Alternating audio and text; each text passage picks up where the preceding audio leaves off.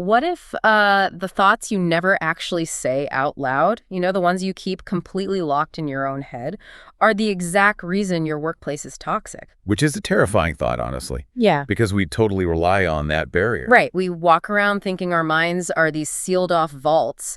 You close your mouth, you put on this neutral expression, and you just assume the world stays out and your internal chaos stays in. Yeah, that assumption that unexpressed thoughts are harmless or, at least contained, it's basically a foundational piece of modern psychology. Oh, absolutely. You assume that if you're sitting in a meeting and you are silently radiating absolute contempt for the person presenting. We've all been there. Right. But you figure, hey, as long as I smile and nod, no harm is done, right? But what if that vault is completely transparent? What if the psychological landscape doesn't actually have any walls at all? Welcome to today's deep dive. That's a big one today. It is. We are unpacking the profound, life-altering power of human thoughts. And our source material for this journey is a book called Our Thoughts Determine Our Lives: The Life and Teachings of Elder Thaddeus of Vitovnica. Yeah, and it is a really remarkable text. It's compiled from the teachings of a 20th century Serbian Orthodox monk. Right? But what makes this material so compelling isn't just the theology. It is the deeply practical, almost mechanical understanding of how our mental states directly and tangibly shape our reality. And the reality of literally every single person we interact with. Exactly. So the mission for this deep dive is to take Elder Thaddeus's primary lessons on how this thought apparatus actually works and translate them for you. Yeah, we want you to walk away with highly practical daily habits for cultivating peace. Because if you are sitting in a frantic office right now, or you're trying to manage a chaotic household, or, you're simply feeling buried by the sheer static of modern life. Which is most of us. Right. This is your personal guide to an ancient, radically different approach to absolute inner stillness. The goal is to break down these really deep spiritual concepts so they are accessible, and actionable. Make them real. Exactly. The psychological frameworks here are incredibly robust. They offer a toolkit for someone who just wants to stop being batted around by their own mental environment. But before we ask you to adopt these mental practices, we need to establish who Elder Thaddeus actually was. Because earning the right to speak on peace is a real thing. Oh, for sure. If someone tells you to just find your center, your immediate question should be, well, what have you survived to test that theory? Exactly. Show me your resume. And in the case of Elder Thaddeus, his teachings were forged in the absolute worst crucible the 20th century had to offer. His life story is the ultimate stress test for his philosophy. He was born in 1914 in Serbia, and he was born incredibly prematurely. Right. The story goes that he was born at a village fair, of all places. Yeah, and he barely showed any signs of life at all until he was baptized. Yeah. He grew up weak, sickly, and just fundamentally fragile in an environment that really demanded physical toughness. And his home life offered zero sanctuary. He lost his mother very early, dealt with harsh stepmothers, and he internalized this profound sense of uselessness. That's heartbreaking. It really is. He was this frail kid who couldn't even digest meat or dairy without getting violently ill, and the people around him would mock him for it. Yeah, they basically told him he just ate his bread for free, contributing nothing. Think about the psychological architecture being built in that child's brain. Well, he's surrounded by a world that, in his own words, offered him nothing but pain, insults, and wounds. Yeah. And a child in that environment, they don't fight back. They retreat inward. He developed a classic trauma response. Hypervigilance, right. Exactly. He was hypervigilant, constantly oppressed by this fear that his elders would not be satisfied with him. Every waking moment was spent anticipating the next reprimand, the next insult. So his defense mechanism was to basically seek a place where he could just serve without being attacked. And in 1932, that search leads him to the monastic life at Milkovo Monastery. And this is the pivotal moment, because this is where he meets Schema Archimandrite Ambrose. Yeah, Elder Ambrose. He was a Russian monk, a disciple of the famous Optina elders who had actually been exiled to Serbia. And Ambrose introduced this severely traumatized young man to a psychological environment he had never encountered before. Pure, radiating, unconditional love. Ambrose never punished him. He never uttered a sharp word. I really want to linger on the Cabbage Patch story from the text because I think it illustrates exactly what you mean by that new environment. Oh, it's such a perfect example. Right. So young Thaddeus is given the job of guarding the monastery's sheep and goats. He's sitting out there, he starts reading, and he falls asleep. Which happens. But the animals break through a fence and completely decimate a neighboring farmer's crop. Now, in his childhood, this failure would have meant severe, probably physical punishment. Oh, absolutely. The farmer comes furious to the monastery, but the abbot, Elder Ambrose, he just pays the farmer for the damage. He doesn't yell at Thaddeus at all. No, he simply reassigns him to guard the cows indoors. The total absence of a reaction is what's so striking there. And then it happens again. Yeah. Thaddeus falls asleep while guarding the cows, and an old cow escapes and destroys 3 entire cabbage patches. 3 of them. Right. So at this point, Thaddeus is numb with terror. His nervous system is just anticipating the absolute worst blowback imaginable. He's waiting for the hammer to drop. Exactly. But again, the abbot calmly pays the farmer. The steward gives Thaddeus a new job indoors. No screaming, no guilt trips, no lectures about how useless he is. Think about the neural rewiring occurring in Thaddeus's brain in those moments. Right. He's experiencing an environment where a massive failure does not threaten his fundamental safety or, his worth as a human being. Ambrose is physically modeling the exact non-reactivity and profound peace that Thaddeus will spend the rest of his life teaching. It is a literal masterclass in behavioral intervention. Ambrose didn't sit Thaddeus down and tell him how to be peaceful.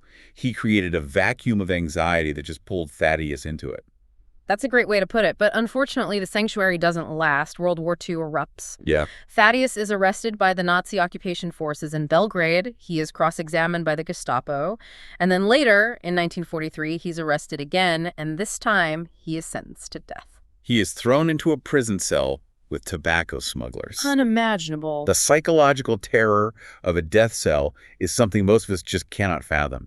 You are stripped of all agency. You are simply waiting for a guard to walk down the hall, open the door, and put a bullet in you. The sheer cortisol load on the human body in that state. It's enough to induce psychosis. And it's in that specific, terrifying environment that he experiences this profound psychological pivot.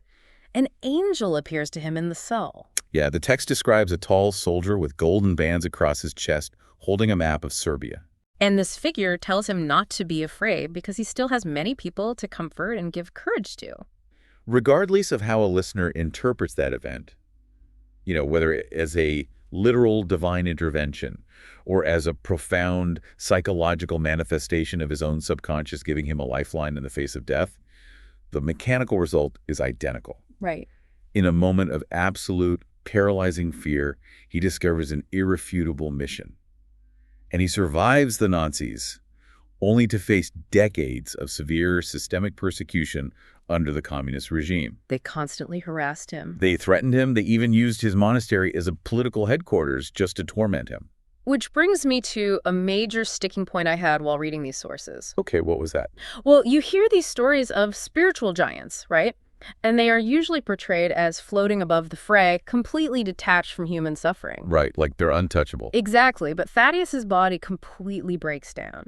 He suffered 2 nervous breakdowns from the sheer administrative stress of being an abbot. Yeah, he was deeply overwhelmed. And later in life, he suffered 2 heart attacks, driven entirely by the exhaustion of listening to the endless sorrows of the pilgrims who flocked to him. I mean, he even started smoking at one point just to cope with his frail nerves. It's true. He literally begged God to relieve him of his duties because the anxiety was destroying him. And that paradox is exactly what makes him a reliable narrator for this topic. Wait, I see what you mean. Like, if I want to learn how to build a watertight ship, I am not hiring the guy who has only ever sailed on a calm, pristine lake. No, of course not. I want the master shipbuilder who has survived 5 catastrophic shipwrecks, the guy who knows exactly which planks splinter under immense pressure. Exactly. He is the ultimate stress tester of peace. He didn't achieve inner stillness by hiding in a cave and ignoring the world. Right. He had to engineer it while navigating the exact same ailments that crush people today. I mean, crushing administrative burdens, hostile management, systemic stress, deep anxiety. Real-world prop. Yeah. He had to learn, through total physiological exhaustion, how to stop worrying, because the worrying was literally killing his heart. So he survives the Nazis, he survives the communists, but his body is giving out. How does a man whose nervous system is failing actually engineer the peace he becomes famous for. Well, he starts by looking at the human mind not as some abstract cloud, but as a piece of machinery. His central thesis is, our thoughts determine our lives. Which I know sounds like a generic self-help bumper sticker. It totally does. But Thaddeus means it as a literal structural law of physics. It isn't a metaphor. If your thoughts are peaceful, your life is peaceful. If they are chaotic, your physical reality becomes chaotic. Because he describes human beings as a highly sensitive thought apparatus, he argues that we have a mental receiver far more sophisticated than any radio or television antenna. Right. The thoughts happening in your head aren't just a private internal monologue. They are an actual radiating energy. They are the power that conceives everything around us. And this is where we return to that idea of the transparent vault from the beginning. Yes. He insists that this energy leaks out of us constantly. We radiate our internal state to everyone in our vicinity. We influence rational beings, animals, and even plants. Plants. He points out that plants have nervous systems and they actually react to and expect peace from us. Which is wild to think about. Mm-hmm. Your internal anxiety isn't contained in your skull. Mm. It is actively altering the atmospheric pressure of the realm you are in. He paints this intense picture of a war of thoughts, and he says something fascinating. A lot of the negative thoughts we experience, like the sudden spike of anxiety, the intense jealousy, the random flash of anger, they aren't actually ours. No, he describes them as suggestions from fallen spirits or demons who basically feed on our disharmony. Right. He specifically calls out envy as a spirit from Hades, the seal of the Antichrist. Let's examine how to apply that framework functionally, though. Because I was hitting a wall with that specific framing. I'm not surprised. I am a modern professional. When I read about demons and spirits from Hades whispering in my ear, I can't relate to it. It sounds like a medieval horror movie. Sure. How does someone who doesn't share that theology utilize this concept without feeling like they're, losing their grip on reality? Well, think of it as a cognitive framework for externalizing intrusive thoughts. Okay, externalizing. Let's just strip away the theological terminology for a moment and look at the psychological mechanics. If an intense feeling of self-hatred or a sudden violent jealousy arises in your mind and you identify with it, you automatically think, I am a hateful person. I am a jealous person. You own the toxicity. You merge your identity with the thought. Yes. You take the blame for the thought even existing. And once you merge with it, you have to fight yourself to get rid of it, which only creates more internal friction. That's a really good point. But Thaddeus's concept, whether you view it as literal demonic entities or just as psychological pathogens, tells you that the thought is foreign. It is a suggestion being broadcast into your radio receiver. It is not you. It's an outside proposal. Exactly. And because it isn't you, you retain your free will. You don't have to wrestle with it, analyze where it came from, or feel guilty about it. You can simply reject a proposal. As Thaddeus says, if you reject a suggestion, you achieve victory without a battle. It's so efficient. It's like walking down the street and someone tries to hand you a flyer for a terrible, overpriced restaurant. You don't stop and argue with the guy about his menu. No. You don't take the flyer home and analyze the font choices. You just don't take it. You keep walking. That's a great analogy. He actually talks about a spiritual child of his, this huge guy weighing over 220 pounds, who lived as a normal layman but possessed incredible, unshakable peace. Right. Why? Because when an intrusive thought hit him, he learned to just say, I will not think about this. Huh. He declined the flyer. It is a radical shift in mental health management. I mean, modern therapy often encourages us to sit with every dark thought, right? Unpack it. It's exactly. Find its root in our childhood and process it. Thaddeus is arguing the exact opposite. He is saying, decline the call. Just hang up. Recognize it as foreign static, drop it immediately, and tune your dial back to the right frequency. Don't invite the static in for tea. So if you realize you're this incredibly sensitive transmitter and receiver, and your goal is to stop picking up all this toxic static, how do you actively tune your dial? Like, how do you build this in a practical way? Well, Thaddeus provides highly specific daily habits, and he starts at the absolute boundaries of the day, the morning and the evening anchors. Okay, so he instructs you to wake up and immediately direct your attention to God with gratitude, and you go to sleep doing the exact same thing. Right. The strict rule is, do not let your mind wander into the day's anxieties the second you open your eyes. Look at the physiological reality of the morning. When you wake up, your cortisol levels naturally spike to get you out of bed. Your brain is highly malleable in those first few minutes. If the very first thing you do is reach for your phone, scroll the news, or mentally list all the fires you have to put out at work. Oh, which is literally what everyone does. Exactly. But if you do that, you are voluntarily allowing the world's static to hijack your thought apparatus while its defenses are totally down. You are intentionally tuning your receiver to the frequency of panic. It's like leaving your front door wide open so a stranger can walk into your kitchen and start screaming at you before you've even had a glass of water. Is a terrible way to start the day. You have to secure the perimeter of your mind first. And then, to maintain that perimeter throughout the day, he advocates for the Jesus prayer. Yeah, it's a short, repetitive prayer. Lord Jesus Christ, Son of God, have mercy on me, a sinner. He emphasizes this because he notes that the human mind is a great wanderer. It is inherently restless. It cannot simply sit still and think about nothing. Right. It is always traveling, and if you don't give it a specific task, it will inevitably get tangled in the nets of worldly anxieties. I love this concept because anyone who has ever tried to meditate knows the torture of a wandering mind. Oh, it's brutal. It's like tossing a chew toy to a hyperactive puppy. That's exactly it. If you don't give that dog something to chew on, it is going to destroy your couch. Your mind is the restless dog, the short repetitive prayer is the chew toy, and your inner peace is the couch. That analogy perfectly captures the mechanics of working memory. Our cognitive bandwidth has a strict, limited capacity. Right. By intentionally filling that bandwidth with a repetitive, humble phrase, you literally leave no room for the ego to boot up and run its programs. And he has a great name for the ego. He calls it his lordship. His lordship, who's constantly surveying the landscape for slights, getting offended, demanding respect, keeping score. Always keeping score.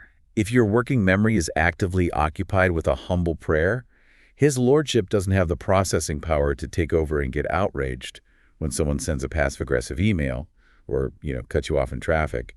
You starve the ego of bandwidth. That starvation of the ego ties directly into his next habit, which is repentance. Now, in popular culture, repentance usually means going into a dark room, feeling terrible about yourself, listing everything you did wrong, and basically wallowing in guilt. Right, but Thaddeus completely redefines it. He strips the guilt away entirely. Really? Yeah, he defines repentance as a total change of life and thought. It is the act of discarding old habits and turning toward absolute goodness. It's about becoming quiet, peaceful, and meek. Wallowing in guilt is actually counterproductive. He actually says something that genuinely made me stop and reread the page. He says that if you can't forgive yourself for a past mistake, that isn't piety, that is pride. Unpack the friction of that idea for a second. Why is an inability to forgive yourself a form of pride? Because you secretly believe you are God. You believe you are of such high status that you shouldn't be capable of making a mistake. So when you do fail, your ego is shattered and you obsess over it. Wow. You aren't mourning the mistake. You are mourning your own shattered self-image. Exactly. You are outraged that you aren't perfect. True humility accepts that you are flawed, accepts the forgiveness, and moves on without the heavy baggage of self-obsession. He also introduces fasting, which is another concept we usually view through a purely physical lens. Like a diet. Exactly. We think of it as a dietary rule or some test of willpower. But he views fasting as a crucial mental tool. And this is deeply rooted in the mind-body connection. Thaddeus explains that a full stomach creates worldly cares. How so? Let's look at the physiology. When you eat heavily, your body redirects massive amounts of blood flow and energy toward digestion. You become sluggish, lethargic, and your physical passions are easily inflamed. Oh, interesting. So fasting humbles the physical body. Right. And because the mind and body are part of the same apparatus, when the body is humbled, the thoughts are naturally humbled. It turns down the volume on your biological drives. Which makes it far easier to tune your mental receiver to a peaceful frequency. But he pairs this with a massive blinking warning light for beginners. He explicitly warns against trying advanced mystical techniques on your own. Yes, he specifically mentions people trying to force their mind to descend into their heart via intense breathing exercises, which is a known practice in some esoteric monastic traditions. And he is unyielding on this point. Attempting to force these advanced states without an experienced guide is dangerous. Extremely dangerous. He notes it can cause severe physical pressure in the chest, extreme stress on the blood vessels in the brain, and he even cites cases where people have permanently lost their minds doing it. So you cannot hack your way into spiritual perfection. No shortcuts. The message is clear. Stick to the absolute basics. Guard your mornings with gratitude, occupy your mind with the short prayer, eat humbly, and forgive yourself so you can drop your pride. Simple, but not easy. Right. But let's take these tools out of the Serbian monastery and drop them into a modern corporate environment. Let's do it. Because how does this hold up when you log into work, you're facing a manufactured crisis, and you have to deal with a deeply toxic manager? Well, Section 4 of his teachings addresses transforming the workplace. And his first rule fundamentally breaks the modern corporate contract. He insists, work is for God, not the boss. He says that every single task on earth is God's work. It does not matter whose name is on the company letterhead. Nope. It doesn't matter if your manager is lazy, incompetent, or actively takes credit for your hard work. You must perform the task from the heart. He warns that doing a job unwillingly breeds a resistance and a disgust for life that will age you prematurely. Age you prematurely. Think about the sheer volume of energy people waste on resentment at work. The internal monologue of, why should I try hard when my boss is a jerk? It's exhausting. Thaddeus points out the flaw in that logic.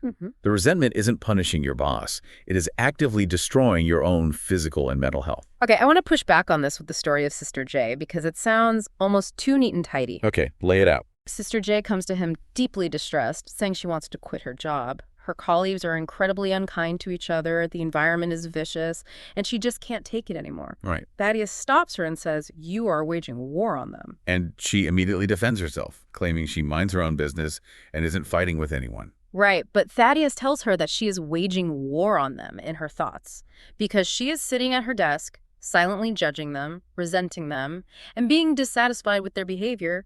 She is participating in the war. Yes. He tells her to stop returning offenses, even mentally. Don't even allow a bad thought about them to form. Just pray for them and ask God to send them an angel of peace. And what happens? Well, the story claims she does this. She stops the mental war, and the entire workplace completely transforms. The people just change. Now, as a skeptic, that sounds like magical thinking. She just thought happy thoughts and the toxic culture evaporated. I know, it sounds like magic until you break down the micromechanics of human interaction. Walk me through it. We go back to the idea that thoughts are radiating energy. When Sister J was sitting at her desk judging her coworkers, what was her body language doing? Her jaw was likely clenched. Her shoulders were tight. Her eye contact was probably guarded or hostile. Right. She was actively adding heavy defensive static to the environment. She was part of the toxic ecosystem. Oh, I see. Human beings have mirror neurons. We subconsciously detect when someone in the room views us as a threat or an enemy, even if they never say a single word. Wow. By following Thaddeus's advice and radiating genuine peace, Sister J changed her physical and mental transmission. Her micro-expressions softened. The tension in her shoulders dropped. And subconsciously, her coworkers detected that she was no longer a threat. Exactly. When you remove the defensive friction from a room, the people in that room naturally de-escalate. She didn't magically change them. She changed the atmosphere pressure of the room, which allowed them to change. Okay, that makes sense. But what happens when the pressure is just too much? The workload is insane, the emotional burden of your coworkers is suffocating, and you hit a breaking point. Thaddeus has a very specific, almost somatic technique for this. Dropping the burden. When you feel that overwhelm peaking, he says you must instantly pause and pray. Lord, I cannot bear my own infirmities, let alone this. Take this from me. You actively, consciously hand the worry over. You literally declare out loud or in your head, I cannot carry this. You take it. Yes, because if you insist on holding on to those thoughts, your nervous system will remain in overdrive. You're just spinning your wheels. You become stressed, irritable, and eventually your nerves become so strained you won't even be able to have a normal conversation with a coworker. You have to let go of the illusion of control to give your body a chance to rest. Okay, this brings us to a piece of advice that I really struggled with, especially in a modern professional context. The meeting etiquette. Yes. He gives instructions on meeting etiquette. At large gatherings or meetings, his rule is remain silent, let others speak. Right. Only speak if it is absolutely necessary and do so without offending anyone's dignity. Mind your own business and keep your peace. I can absolutely anticipate the resistance to this. I mean, if you follow this advice in today's corporate world, you are dead in the water. You think so? If you stay silent in meetings, if you just keep your head down and humbly do your work, you get passed over for promotions. You become invisible. The loudest person gets the credit. It's common fear. Is Thaddeus genuinely advocating for us to be doormats? To just sit there and let everyone else run the show and take the credit. We have to draw a hard line here between being a doormat and being a person of extreme weaponized peace. Walk me through the difference, because they look exactly the same from the outside. They look the same, but the internal mechanics are completely opposite. Daddy is not saying hide your expertise because you are afraid. He is saying do not contribute to the chaos. Picture a frantic corporate meeting. Everyone is arguing, talking over each other, trying to sound brilliant, desperately protecting their egos. His lordship is running the room. Precisely. The atmosphere is vibrating with anxiety. Everyone is transmitting static. Right. Now imagine you are sitting in that room, but instead of jumping into the mud pit, you are radiating genuine, grounded peace. Just observing. You are fully present. You only speak when you can add undeniable value, and you do it without tearing anyone else down.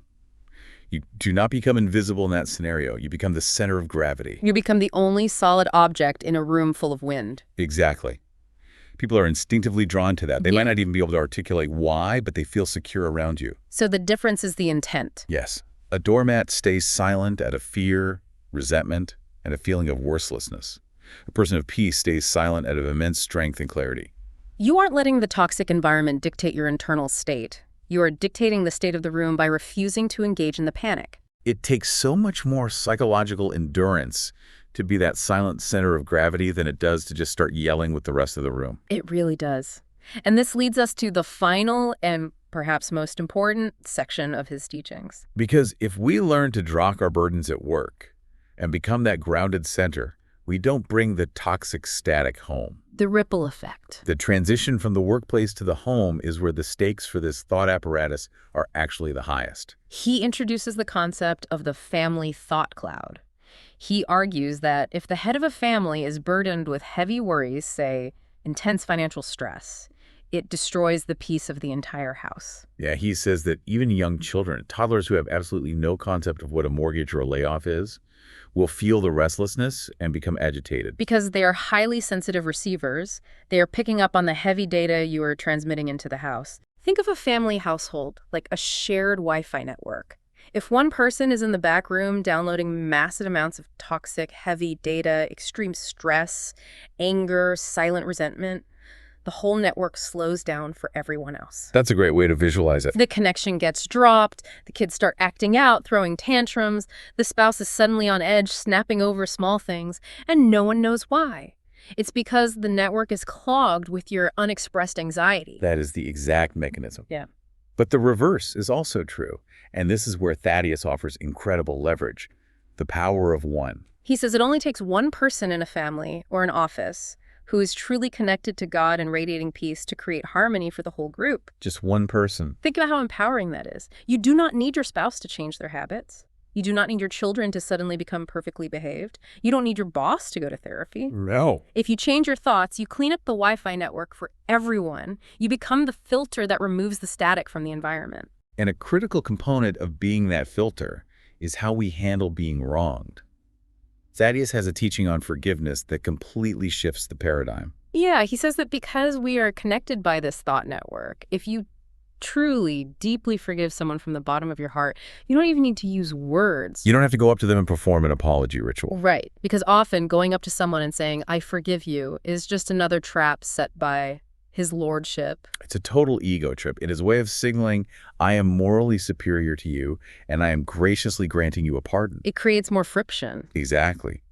But Thaddeus says if you forgive them genuinely, internally, they will literally feel the burden lift off their soul. They will know it in their heart because you stopped transmitting hostility and judgment toward them. You untied the knot in the network. But achieving that level of silent internal forgiveness requires what he calls the ultimate perfection of the Christian life, extreme humility. Extreme humility. It sounds intense, almost self-destructive.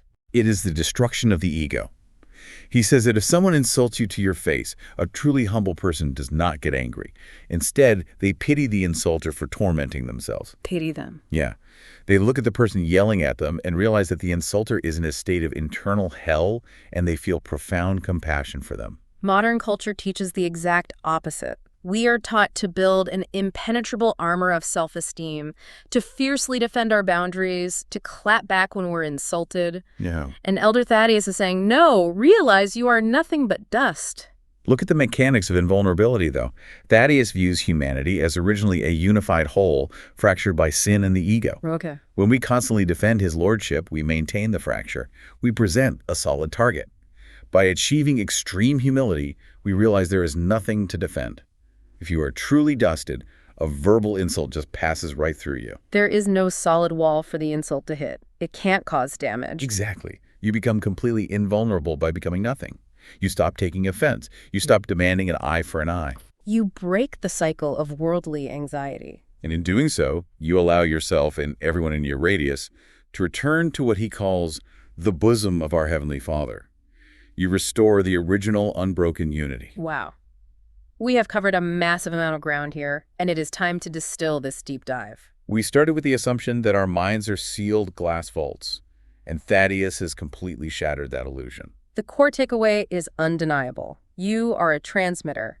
Your thoughts are real, physical energy, shaping your reality, dictating the tension in your workplace, and writing the emotional code of your family's home. To manage this apparatus, we have the daily tools. Guarding the perimeter of your morning and evening with gratitude. Using a repetitive prayer, the chew toy, to keep the mind from wandering into the weeds of anxiety. Using fasting to turn down the volume of the body so the mind can hear the peace. And remembering that an inability to forgive yourself is just your ego demanding perfection. In the workplace, it's about decoupling your effort from the boss's validation and working for a higher purpose.